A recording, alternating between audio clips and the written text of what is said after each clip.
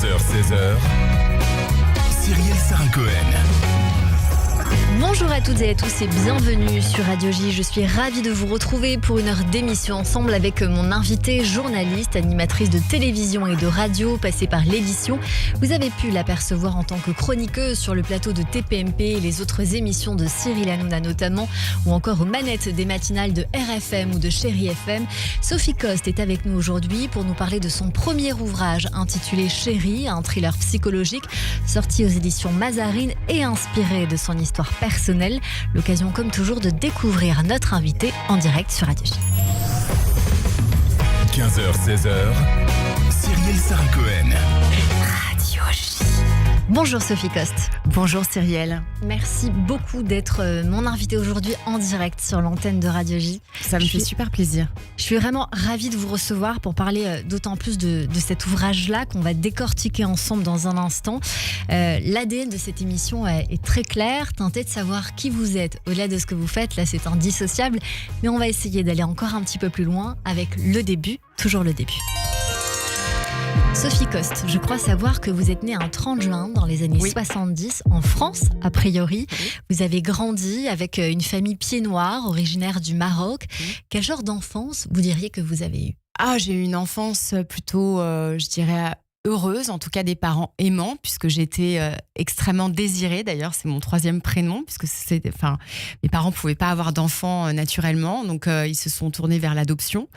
Donc ils ont eu d'abord mon frère, qui a 5 ans de plus que moi, qui n'est pas mon frère biologique, mais qui est évidemment mon frère, avec lequel j'ai grandi. Et voilà, et je suis arrivée dans cette famille qui m'attendait comme le Messie, donc... c'était chouette. On manquait de rien. Enfin voilà, on vivait en banlieue parisienne. On était à côté de Mantes-la-Jolie, voilà, dans une petite zone pavillonnaire. C'était une vie assez simple, je dirais. Rien à signaler. J'avais des amis. J'ai grandi, très entourée et plutôt heureuse. Avec la conscience d'avoir une autre maman quelque part, parce que dans votre livre, vous dites à plusieurs reprises une phrase, une autre phrase qui revient, et on sent que c'est quand même dans votre chair. Oui, bien sûr. C'est-à-dire que cette histoire, c'est mon ADN, en fait. Je ne serais pas qui je suis aujourd'hui si j'avais pas été abandonnée à la naissance. Ça, c'est une certitude. Il y a toujours cette recherche des racines, des origines, qui est très importante. C'est important de savoir d'où on vient. Et puis aussi le pourquoi. C'est-à-dire que on est toujours à la recherche de l'amour. Et même si mes parents... là, je vais dire mes parents adoptifs, mais je n'ai jamais dit mes parents adoptifs. Je dis toujours mes parents m'en ont donné beaucoup. C'est vrai qu'il y a malgré tout de même une brèche, un vide, quelque chose probablement à combler, qui reste à vie, comme une espèce de fêlure, de faille, de brèche en tout cas. Donc oui, ça fait partie de moi. Et cette femme, elle existe aussi. Elle sera peut-être dans un prochain roman, je ne sais pas. Peut-être l'occasion d'en parler une autre fois. Au regard de ce que vous venez de nous dire, cela fait de vous quel genre de petite fille ? Ça fait une petite fille en fait qui doit absolument, je pense, combler ses parents, parce que mon frère, c'était un enfant qui était un peu compliqué, qui a eu une vie, je pense, un début de vie qui était peut-être moins simple, j'en sais rien en tout cas, que le mien. On n'a pas tous les éléments non plus sur la vie qu'il a pu avoir, mon frère, mais par exemple, il mangeait pas. Donc comme il mangeait pas, moi je mangeais pour 2. Et moi j'avais un bon coup de fourchette, donc je finissais tout ce qu'il y avait, et j'avais l'impression qu'il fallait que je comble mes parents, quoi. Donc j'étais toujours très très souriante, très joyeuse. Je pense que j'étais investie de cette espèce de mission, certainement inconsciemment, mais en tout cas aujourd'hui il est très clair que j'avais ce rôle-là, ouais. Vous allez faire des études de stylisme et à 19 ans, vous démarrez avec la présentation télé. On va vous voir à la télévision dans Des clips et des bulles le mercredi après-midi sur M6. Il va y avoir aussi le Dance Machine, le Morning Live avec Michael Youn. D'ailleurs, j'ai croisé Vincent Dezania ce week-end, donc ça m'a fait sourire en travaillant cette émission-là. Ouais. Est-ce que vous vous souvenez de ces premiers pas et surtout, comment vous arrivez là ? J'arrive en télévision complètement par hasard. C'était pas du tout ce que je voulais faire. Moi, je voulais vraiment être styliste. Je faisais des vêtements depuis toujours. Enfin, j'ai toujours fait mes déguisements. Enfin voilà, je faisais de la couture. J'adorais ça. Je me déguisais, je me drapais dans des tissus. C'était vraiment mon truc. Et puis, c'est vraiment un hasard. C'est une histoire même assez amusante. En fait, à l'époque, c'était la grande époque des Spice Girls. Et ils cherchaient en France, donc M6 à l'époque, à faire un girls band à la française. Donc voilà, ils ont lancé un énorme casting, qui était à l'époque, je crois que c'était BMG qui faisait ça. Et donc du coup, je me suis dit, je sais pas pourquoi, en fait j'avais besoin d'argent. Je cherchais à gagner de l'argent et je me suis dit, pourquoi pas, mais je savais ni chanter ni danser, c'était une catastrophe. Et malgré tout, on a passé une après-midi avec une copine où on s'est grimé et on a chanté, dansé sur Dieu m'a donné la foi d'Ophélie Winter. Et elle a envoyé la vidéo à BMG. Et donc, ils m'ont appelé et ils m'ont dit, ok, on vous voit pour le casting. C'était les L5. C'est devenu les L5. C'était pour les L5 ? Donc, c'était pour Nouvelle Star. Alors, à l'époque, je crois que c'était Nouvelle Star. Je crois que c'était devenu... Après, c'est devenu les L5, ou je sais plus. Enfin bref, c'était cette époque-là, en tout cas. Oui, L5, c'était Nouvelle Star. Enfin, je sais plus qui ils avaient formé comme girls band, ça me revient pas. Alors, c'était peut-être pas les L5, mais c'était du genre, quoi. Un truc comme ça. Et moi, je me suis retrouvée comme ça, à ce casting, en fait, sachant pas trop ce que je faisais là. Et j'ai rencontré le producteur, qui était le producteur d'M6, et qui cherchait, en fait, une fille pour faire des clips et des bulles. Et c'était Popstar, les L5. Alors, c'était peut-être Popstar, enfin voilà. Bon, en fait, cette émission-là, elle était filmée et il faisait un reportage pour Fan 2 à l'époque. Très bien. Et lui, c'était le producteur de Fan 2 et il cherchait une fille qui pouvait faire des clips et des bulles. Et donc, on s'est rencontrés comme ça et ça a commencé comme ça. Puis après, ça a continué. Et vous êtes resté dans ce milieu-là. Après, vous arrivez à TF1 dans Allo Quiz, la première émission quotidienne de Call TV. Le matin, en alternance avec Bruno Robles. Puis vous êtes dans Retour gagnant aux côtés de Jean-Pierre Foucault. Par la suite, on vous voit surtout comme chroniqueuse dans d'autres émissions. Pourquoi les manchots n'ont-ils pas froid aux pieds, présenté par Stéphane Bern sur France 2. Des années plus tard, dans l'émission Ça balance à Paris, sur Paris Première. Vous êtes très fière de cette émission-là, d'y avoir participé. Vous en parlez dans votre livre. Je suis fière de cette émission parce qu'en fait, déjà, c'est une rencontre amicale qui est très forte avec Éric Nolot, vraiment.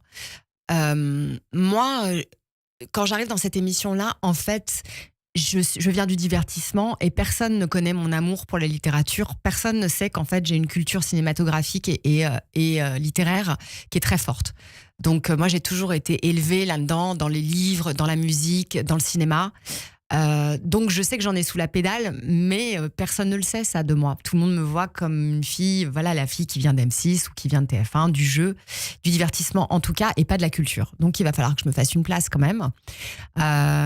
Et Eric, c'est vrai qu'il a tout de suite été... il m'a dit de toute façon dans cette émission-là, tu peux pas tricher si tu sais pas de quoi tu parles, ça va se voir en 2 secondes. Et il me dit, toi c'est bon, j'ai compris à qui j'avais affaire. Et c'est ok, t'as complètement ta place. Et c'est vrai que je me retrouve avec Mazarine Pinjot, qui est agrégée de philo. Et je me dis, peut-être à tort d'ailleurs du reste, mais je me dis, il va falloir que je démontre. J'ai quelque chose à démontrer en tout cas à ce moment-là, ouais. Vous allez participer à cette émission, vous liez d'amitié, vous l'avez dit, avec Éric Nolot, qui va vous emmener avec lui sur C8.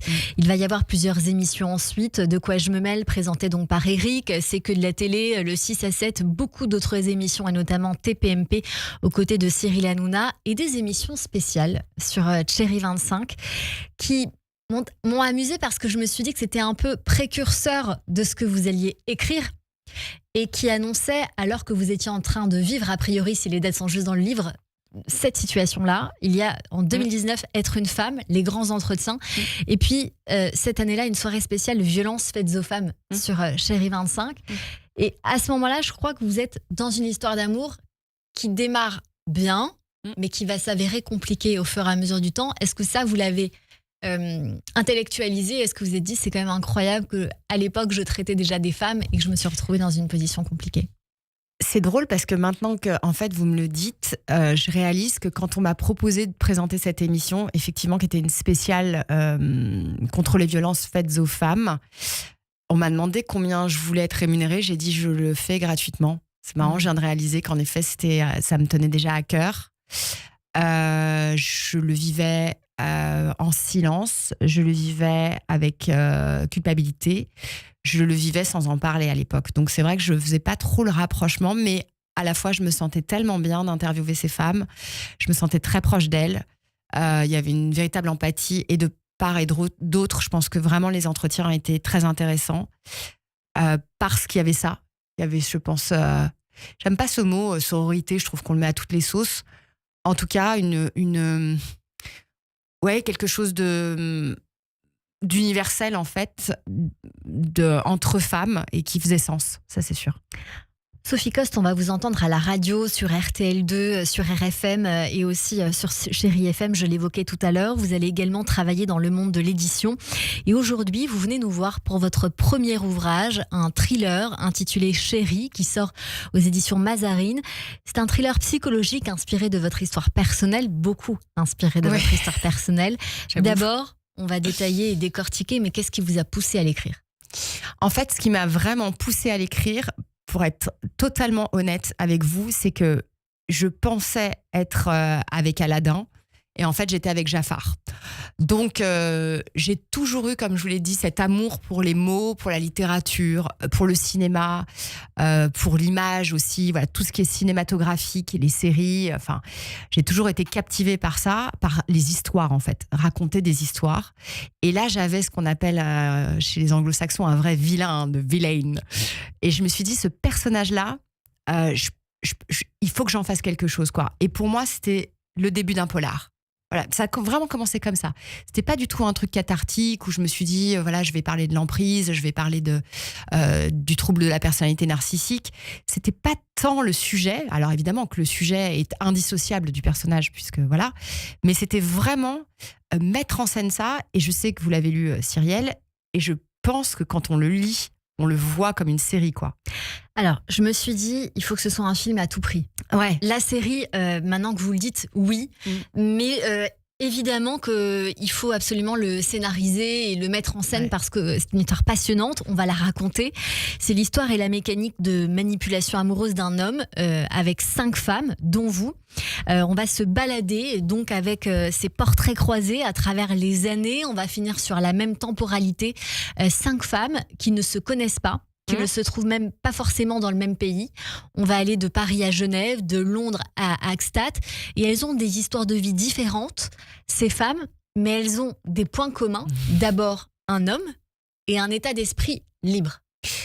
Alors, oui, ce sont des femmes, en fait, qui sont très indépendantes, lumineuses, brillantes, actives, et qui ont une certaine lumière, une certaine empathie, une certaine envie aussi d'être aimées probablement. Ça, elles l'ont en commun.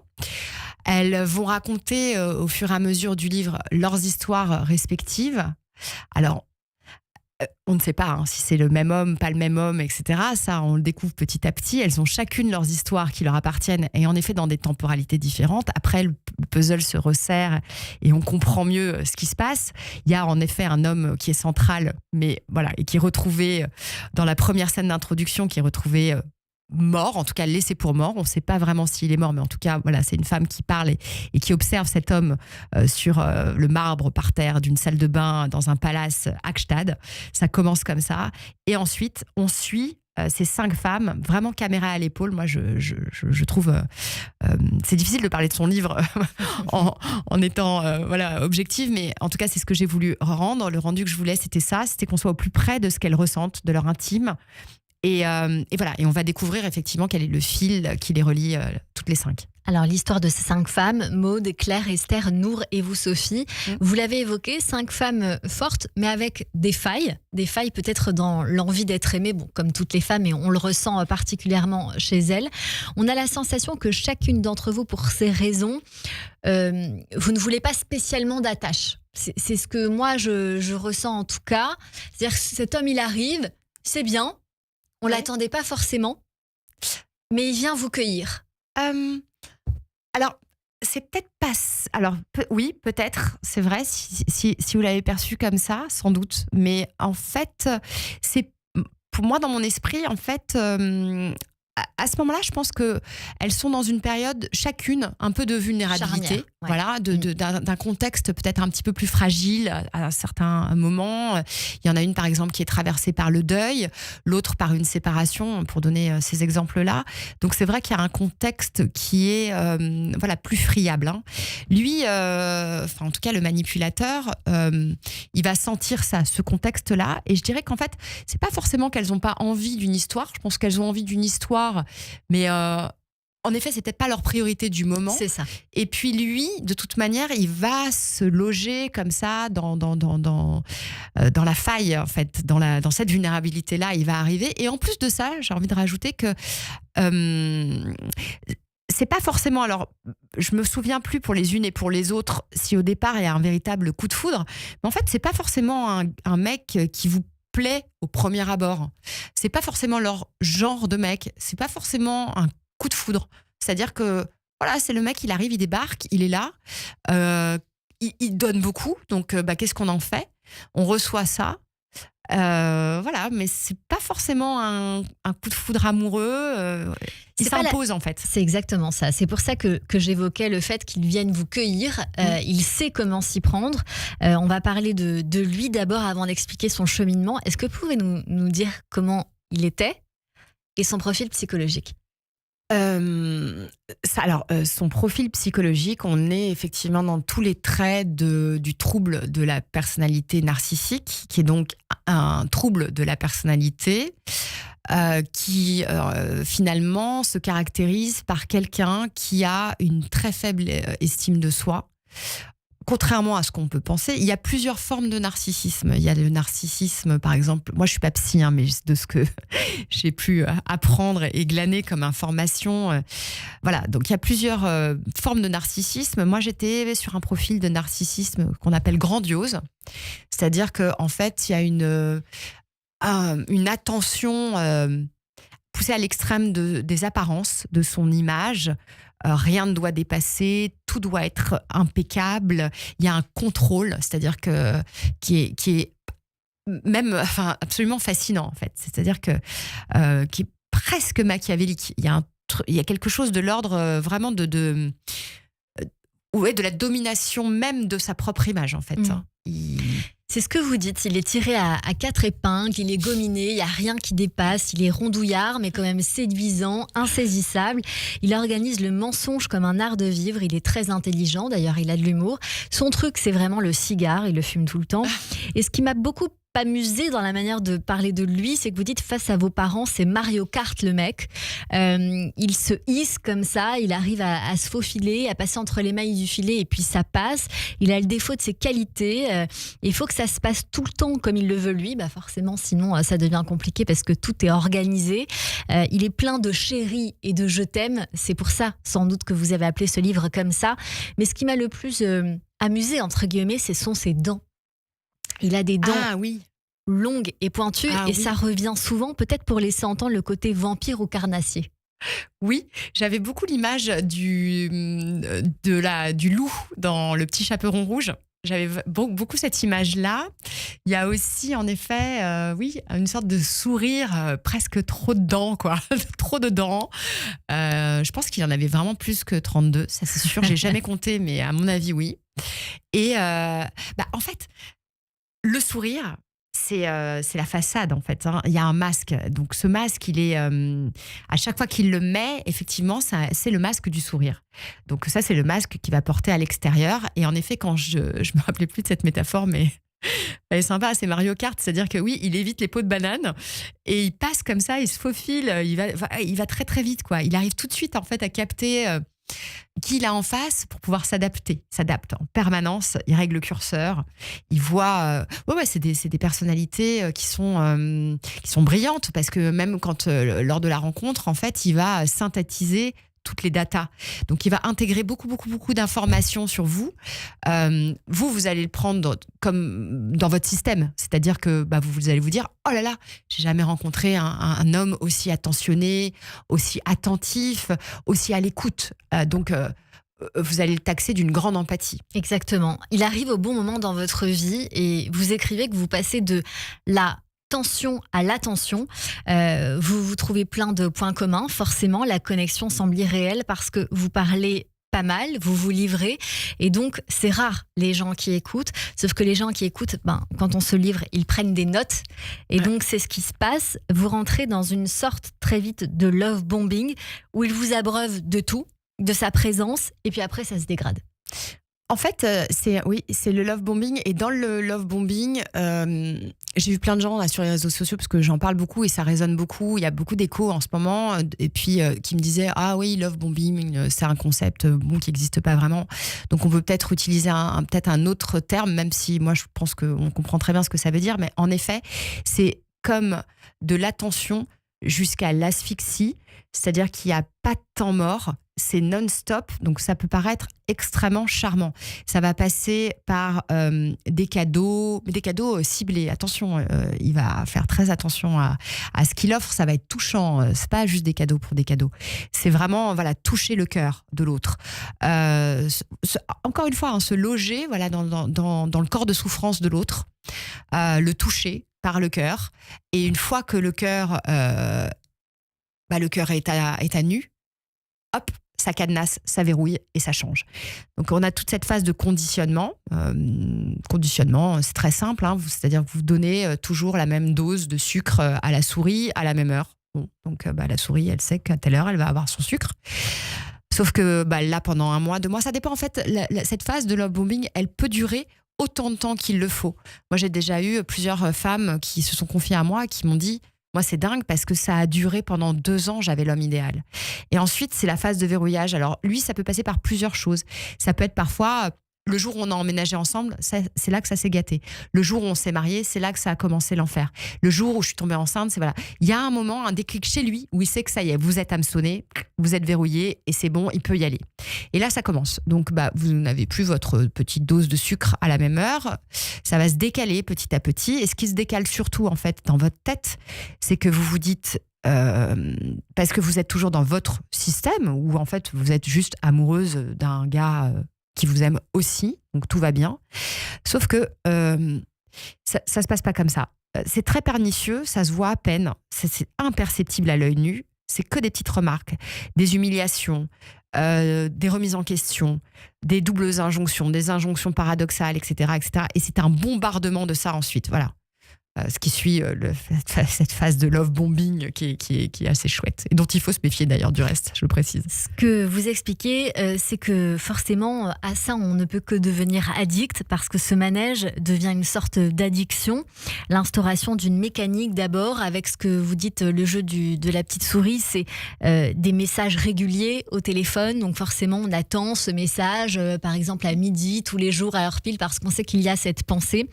On devient addict aussi de son adoration et après on comprend forcément plus pourquoi on n'est plus aussi tout, le grand tout. Moi j'appelle ça le syndrome caresse-claque. Et vous avez la sensation qu'il a besoin de vous, de sa dose, de son énergie, de votre lumière, alors que vous pensez vous qu'il est la vôtre. C'est exactement ça. En fait, c'est une codépendance. Moi, j'ai beaucoup travaillé là-dessus justement avec la psychothérapeute qui a écrit la postface de mon livre, qui a écrit plusieurs ouvrages, qui est vraiment la psy de référence sur l'emprise, sur le trouble de la personnalité narcissique, sur les manipulateurs. Je crois qu'elle a écrit 4-5 livres, elle fait énormément de conférences, etc.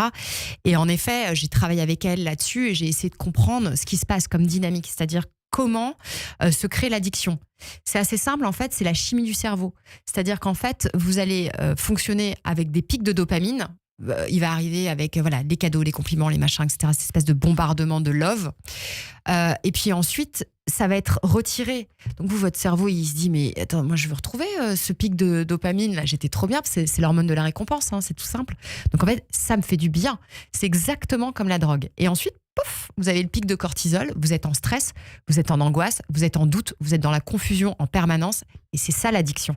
L'addiction, c'est cette problématique-là, c'est que le cerveau recherche en permanence cette espèce de pic de bonheur et vous le retrouvez jamais. Et en plus, comme vous êtes dans une histoire d'amour à distance, quand vous le retrouvez, vous le perdez, vous le perdez, Ouais. vous le retrouvez. C'est ce Ouais. que vous racontez dans Ouais. cet ouvrage-là. Vous restez avec nous, on continue cette émission avec vous, Sophie Coste. Vous venez nous voir donc pour cet ouvrage Chérie, sorti aux éditions Mazarine. On revient juste après le rappel des titres sur Radio J. Radio J. Cyrielle Sarah Cohen. –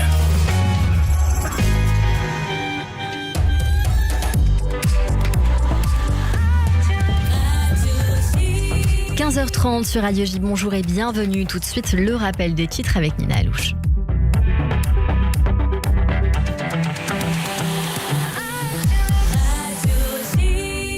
Bonjour Nina. Bonjour Cyrielle, bonjour à toutes et à tous. À la une de l'actualité, Tzal a frappé l'université Imam Hossein à Téhéran liée au corps des gardiens de la révolution islamique. Selon Israël, l'université servait de couverture civile pour la recherche et le développement d'armes, notamment des missiles balistiques et d'autres armements avancés. La frappe aurait touché des souffleries souterraines, un laboratoire de chimie et un complexe d'ingénierie militaire, élément clé pour la production d'armes. Le président Donald Trump affirme que des discussions sérieuses avec l'Iran avancent pour mettre fin à la guerre. Il menace que si un accord rapide n'est pas conclu et si le détroit d'Ormuz n'est pas rouvert, les États-Unis détruiront des infrastructures clés, centrales électriques, puits de pétrole et îles de Karg, ainsi que possiblement des usines de dessalement. Le président égyptien Abdel Fattah al-Sisi appelle Donald Trump à mettre fin à la guerre contre l'Iran, affirmant que seul lui peut le faire. Il met en garde contre une hausse du prix du pétrole au-dessus de $200 le baril, soulignant les risques pour la région. L'Égypte condamne les attaques iraniennes contre les pays du Golfe et renforce sa diplomatie pour éviter un conflit régional plus large. Le sergent Liran Benzion, 19 ans, du 9e bataillon de la 401e brigade blindée, originaire de Holon, a été tué par un missile anti-char du Hezbollah dans le sud du Liban. L'attaque a touché un char du bataillon. Il est le 6e soldat tué depuis la reprise de l'offensive israélienne contre le Hezbollah. Par ailleurs, 6 soldats israéliens ont été blessés lors de 2 incidents, grièvement blessés par un missile anti-char. Les soldats ont été évacués à l'hôpital et leurs familles ont été informées.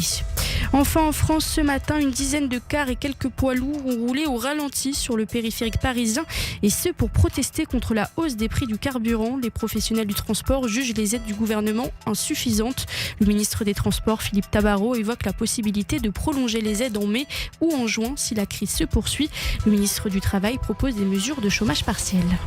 Et merci beaucoup Nina Alouche. On vous retrouve à 16h pour le journal complet. Tout de suite une courte pause et c'est la suite de notre émission avec Sophie Coste et mes chroniqueurs sur Radio J. Radio J. Le 6-9, Ilana Ferradian. Bonjour, c'est David Revaud-Dallon. Retrouvez-moi tous les jours, du lundi au jeudi à 7h45 pour l'interview politique de Radio J. France, gouvernement, assemblée, campagne électorale, Israël, international. Chaque matin, un invité politique pour comprendre les grands enjeux contemporains à 7h45 dans le 6-9 uniquement sur Radio J. Radio J. Radio J. Vous écoutez Radio J à Paris sur 94.8 en DAB+, et sur notre appli Radio J. Radio J. Radio J. 15h-16h. Cyrielle Sarah Cohen. De retour sur l'antenne de Radio J. Merci de passer votre après-midi avec nous jusqu'à 16h avec mon invité aujourd'hui, Sophie Coste, venue nous voir pour son premier ouvrage intitulé Chérie, un thriller psychologique sorti aux éditions Mazarine et inspiré de son histoire personnelle. Ce qu'il faut dire aussi, Sophie, au travers de tout ce qu'on a évoqué dans un instant, c'est qu'il y a 5 femmes en tout, 5 femmes qui vont se croiser et être parfois dans sa vie en même temps. Oui. Il y a 5 femmes qui... Alors après, j'ai pas envie qu'on dévoile tout le livre. Donc, ça fait partie d'effectivement un peu des mystères de Chérie. C'est-à-dire qu'on ne sait pas... Au départ, dans cette temporalité, Qui est là avant, après.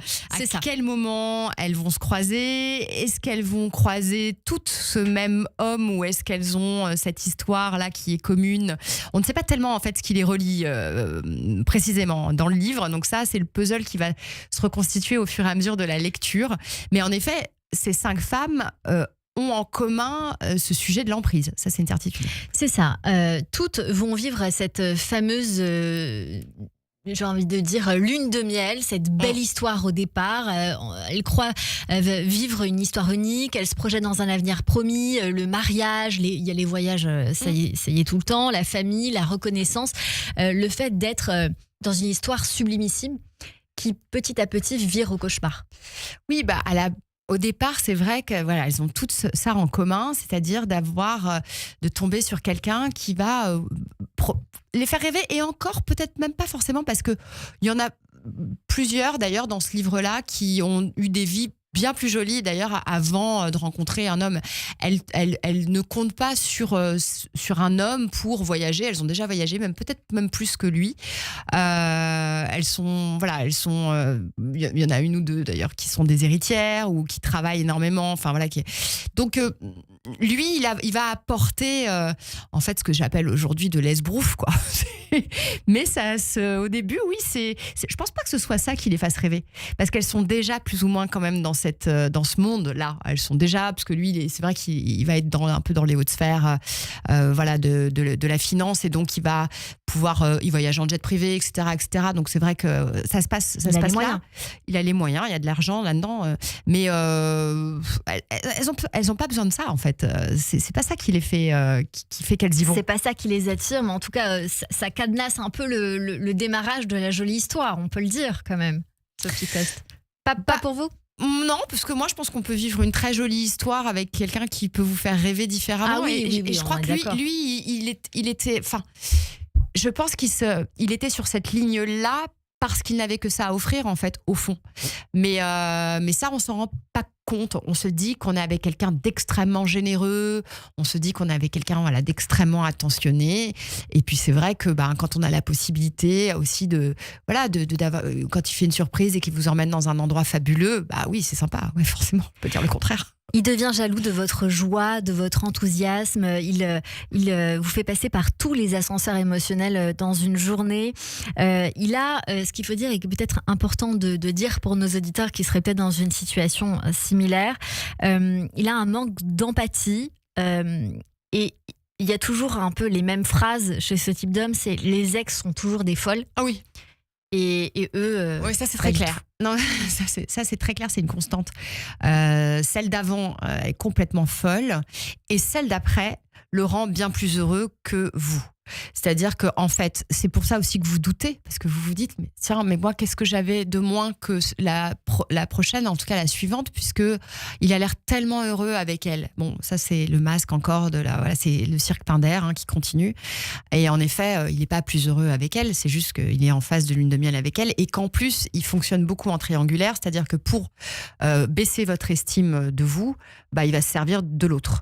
Donc c'est assez simple, pour asseoir sa toute-puissance, il va l'asseoir avec une autre femme aussi. Et ce qui est assez amusant, c'est que quand vous êtes avec lui, dans les moments où ça va pas forcément, cette femme qui était une folle, finalement, à un moment donné, elle revient un peu sur le podium avec un peu plus d'éloges qu'au départ, alors que c'était une psychopathe, une folle, une tarée. Ouais. Est-ce qu'on peut dire que c'est un pervers narcissique? Moi, je vois un peu un sociopathe, mais bon, pervers narcissique, c'est peut-être comme ça que vous le voyez. Et est-ce qu'on peut dire aussi que ce profil-là, c'est quelqu'un qui a un problème émotif? Oui, alors c'est marrant parce que quand vous dites, par exemple, vous utilisez depuis tout à l'heure, je le remarque, des termes comme c'est amusant, et en fait c'est une histoire qui est sombre. C'est pas amusant. Mais pourquoi on en finit à se dire c'est amusant? Parce que en fait c'est un clown. C'est-à-dire qu'une fois qu'on a démasqué le truc, c'est comme si vous voyez un grand tour de magie et puis finalement on vous montre les coulisses. En fait ça n'a plus de prise sur vous. Vous dites, vous avez vu en fait le tour, voilà. Donc, et c'est vrai qu'aujourd'hui avec le recul, quand on n'est plus dedans, on peut s'en amuser. Quand on est dedans, c'est un peu plus compliqué. On est dans la... Moi, je suis pas psy, donc je veux pas mettre des étiquettes sur... le pervers narcissique, c'est pas dans le DSM, c'est pas dans l'annuaire de la psychiatrie. Le trouble de la perversion, le trouble de la personnalité narcissique, c'est dans le DSM-5, donc voilà, ça existe. Ça veut dire qu'il y a effectivement un déficit de l'estime de soi, qu'on va aller combler en allant chercher chez l'autre ce qu'on n'a pas chez nous, c'est-à-dire la joie, l'empathie, etc. Donc tout ça, il va essayer de se remplir, et c'est ce que vous disiez tout à l'heure, Cyrielle, ce côté vampire, d'où les dents longues. Donc il y a ce côté-là.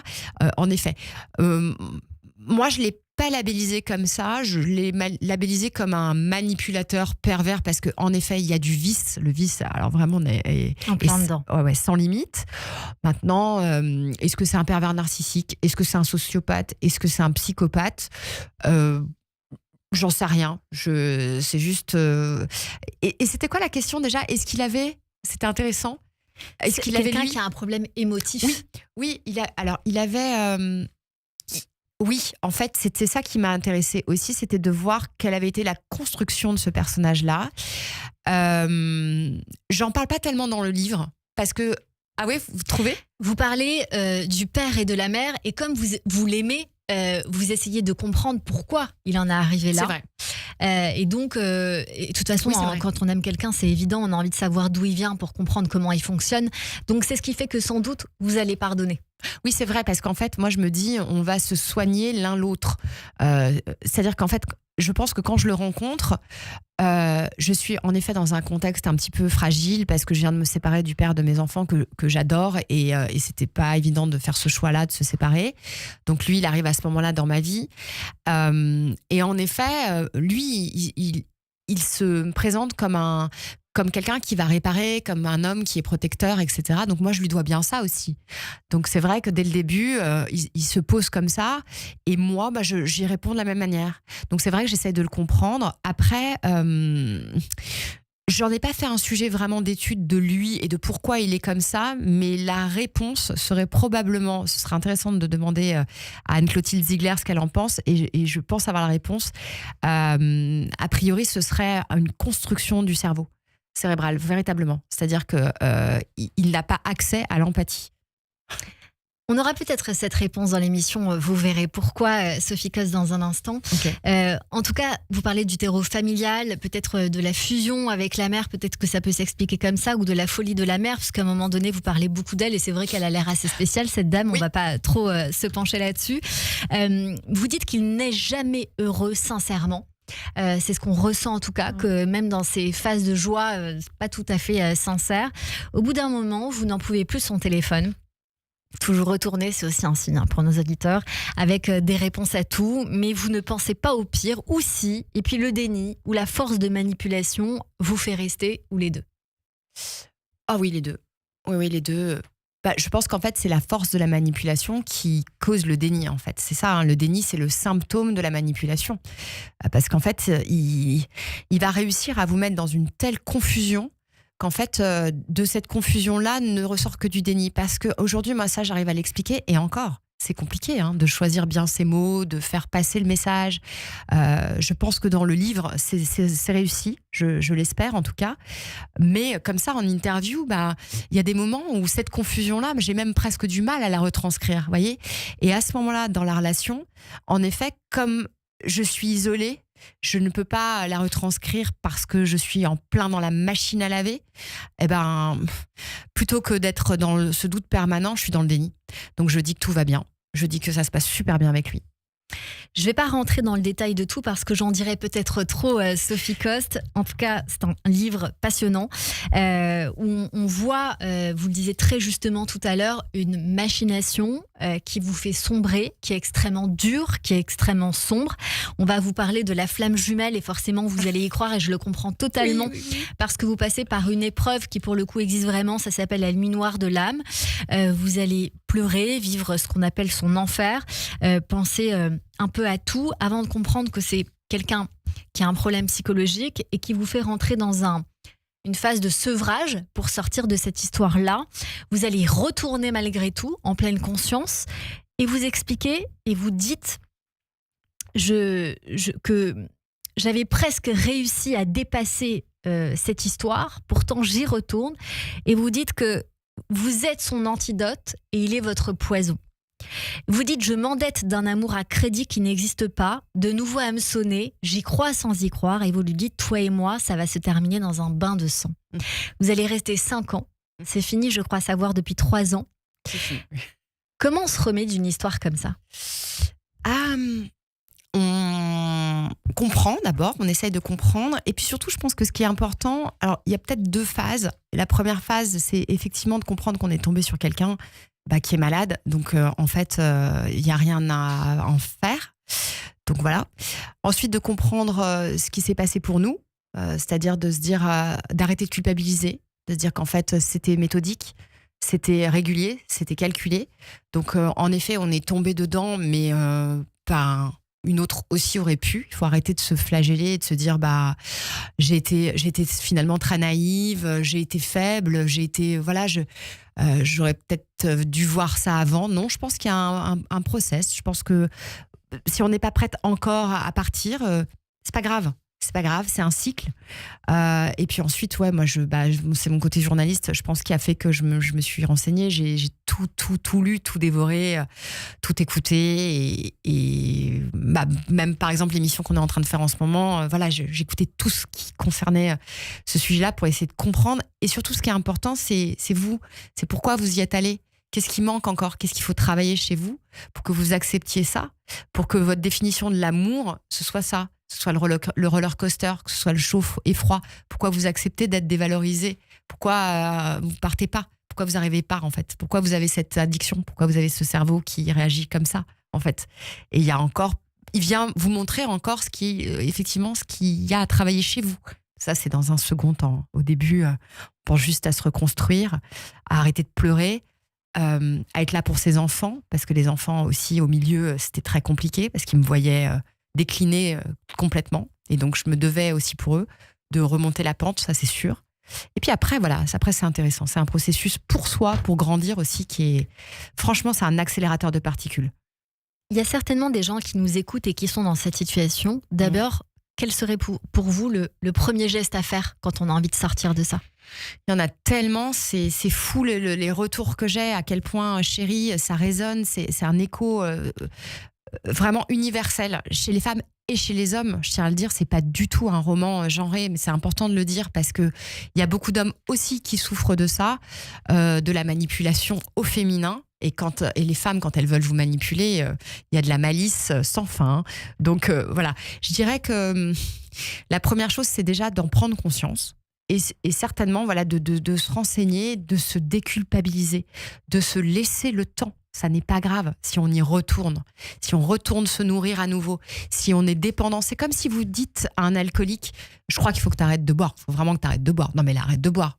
Il est peut-être pas encore prêt. C'est pas grave. Et puis de toute façon, on n'y retourne jamais pareil. Donc c'est important de le dire. Sophie Coste pour ce livre Chérie, sorti aux éditions Mazarine. Le temps file, le temps passe. On parle musique sur Radio J.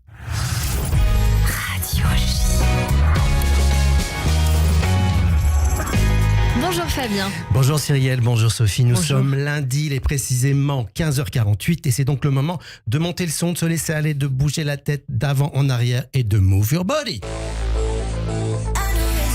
Et pour cela, chère Sophie, j'ai moi aussi une héroïne à vous proposer, une queen de l'électropop légère mais de qualité. Elle s'appelle Robyn et sort son déjà 8e album.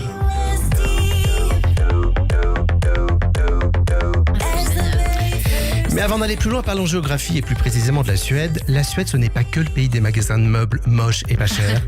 C'est aussi des groupes emblématiques comme ABBA, c'est aussi le Chris Prols et c'est donc aussi et surtout Robyn, icône internationale, spécialiste de la dance sad music, la musique triste mais dansante. Petit retour en arrière, 2010 avec son Dancing on My Own, son tube qui parlait de nos solitudes au milieu de la foule.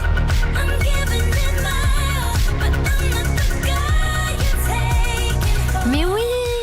Ah voilà, un titre considéré par certains comme l'une des chansons pop électro les plus marquantes de l'histoire musicale récente.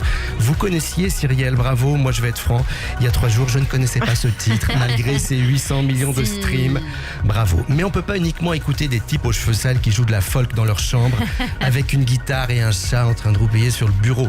Il faut vivre avec son temps, avec la synth pop, les beats électro et la musique de club.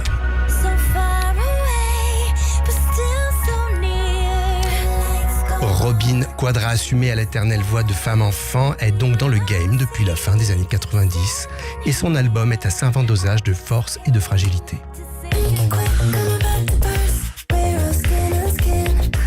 Génial. Ah ouais. Un album génial, puissant, pointu, mêlant machine et émotion humaine à l'instar d'une Kate Bush, d'un Kylie Minogue ou d'une Madonna. Des femmes libres en somme inspirées et maîtres de leur créativité.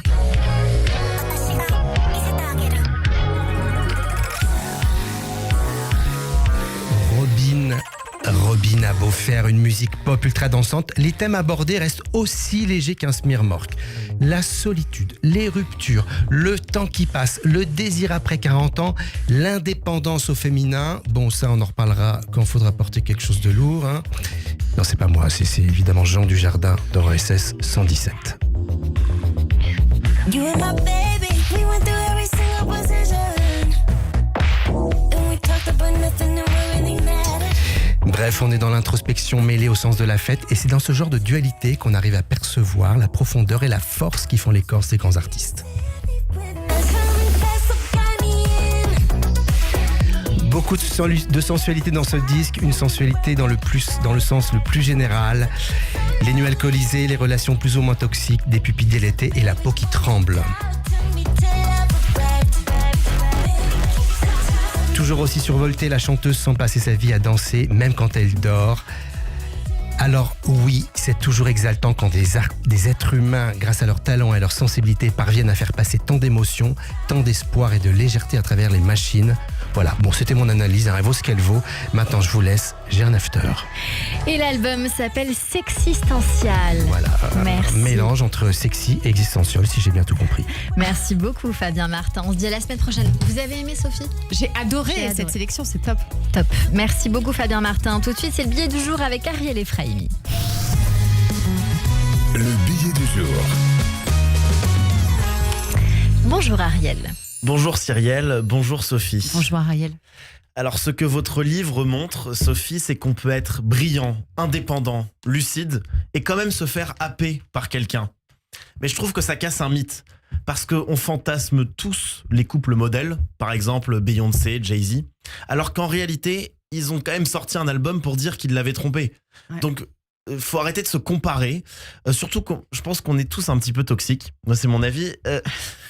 L'idée qu'il y aurait des gens sains, ça me paraît ambitieux. Aujourd'hui, tout le monde dit qu'il veut une relation saine. Carrément. Mais c'est faux, personne ne veut une relation saine. On veut une relation où notre folie est compatible avec celle des autres. Et c'est très différent. Regardez les couples. On adore juger les couples. Tout le monde le fait. En tout cas, moi, c'est vrai. moi, je le fais énormément. Moi, je le fais. Par exemple, en ce moment, il y a un truc, c'est que les couples qui ne dorment plus dans la même chambre. Ah. Et tout le monde dit que c'est triste. Alors, pardon, mais ils ont compris la vie. Moi, la nuit, je dors. Je ne veux pas cohabiter avec un autre être humain inconscient. Mais parce que même si elle ronfle pas, Ouais. elle respire. Eh ben, elle respire. Eh oui. Et moi, j'ai l'impression d'avoir une clim bloquée sur 19 degrés dans mon oreille. Et parfois, elle parle. Ah ouais, en plus. Et en plus de mal dormir, je reçois des instructions du coup.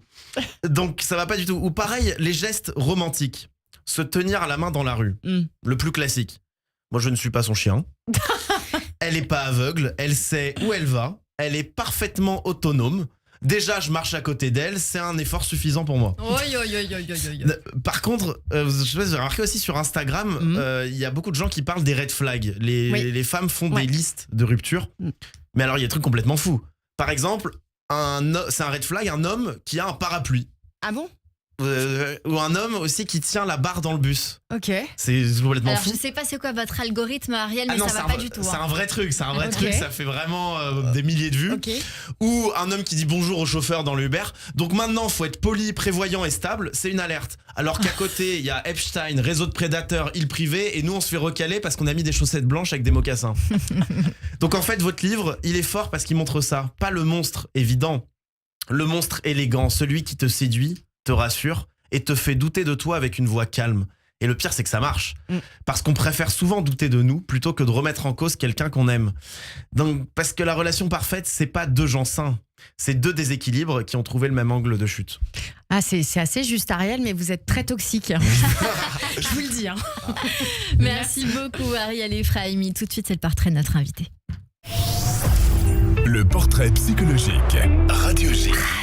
Et aujourd'hui, on va dire bonjour à Christian Richaume qui a écrit ce livre Psychologie du pervers narcissique, un peu expert du sujet, sorti aux éditions du Net. Bonjour Christian. Bonjour Cyrielle, bonjour Sophie. Bonjour. Alors quand j'ai entendu votre livre et le titre, je me suis pensé à un petit chocolat qui s'appelle Mon Chéri. Ah oui, c'est vrai. Parce qu'à l'extérieur, c'est attractif. Ouais, à l'intérieur, c'est dégueulasse quand même, non? Et, Pardon, mais... Voilà, Non. c'est attractif. Ouais. Et puis en fait, on finit par s'enivrer et après à être addict. C'est vrai, c'est pas Alors, faux. on a parlé des pervers narcissiques et ce qui est très intéressant, c'est que ils ont une victime. Et ces victimes-là ont des symptômes en commun. Alors, je peux vous couper, Christian? Allez, avec plaisir. J'aime pas tellement, moi, ce terme de victime. J'aime dire qu'on est ciblé par ce genre de prédateur et proie. Ouais, moi, je préfère parce que on est victime d'une situation, mais ces femmes-là, ce sont pas des victimes. Moi, des proies. Je préfère. Ok, allez, des proies. Le côté victime, c'était pour indiquer qu'il y a de la souffrance. Ouais, c'est vrai. Voilà. C'est vrai, vous avez raison. Alors, on parle de vous aujourd'hui. On parle de ce portrait et on parle de cette enfance avec une enfant qui a été désirée. Oui. Une enfant qui a essayé de combler ses parents et de faire en sorte qu'elle se fasse aimer. Oui. Par rapport à ses parents, par rapport à son frère. Et qui fait tout pour observer, qui a une sensibilité, qui développe de l'empathie et qui veut faire plaisir aux autres. C'est vrai. Et c'est pour ça qu'on peut devenir une proie. Parce que c'est exactement le contraire de ce qu'il a comme personnalité. Aucune empathie. Lui, il a aucune culpabilité. Et vous devez en avoir beaucoup. Ouais, c'est juste. Alors on voit qu'il y a 3 besoins que j'ai identifiés dans votre portrait. C'est le besoin du lien. Oui. On voit avec cette histoire, avec retrouver ma génétique, retrouver mes origines, ce lien avec ma famille, ce lien avec les gens, ce lien que vous avez tissé dans votre carrière avec le public et les téléspectateurs. Et donc cette capacité à s'adapter, à ressentir les émotions, on retrouve encore votre empathie, et à créer ce lien de connexion. Et puis, il y a ce besoin de comprendre. Ce besoin de comprendre qui fait que j'essaye, face à une personne qui potentiellement peut souffrir, de voir comment elle est constituée. Et c'est ce qui fait qu'on peut rester dans le piège, puisque on peut très vite tomber dans le syndrome de la sauveuse, et d'essayer de comprendre au moment où on voit que l'autre a perdu son masque, qu'il a une souffrance à l'intérieur, et on cherche dans son histoire, on cherche dans ses événements, on cherche du côté de sa mère, on cherche à comprendre, et le comprendre en fait nous maintient dans le piège, puisqu'il se pose lui-même maintenant en position de victime.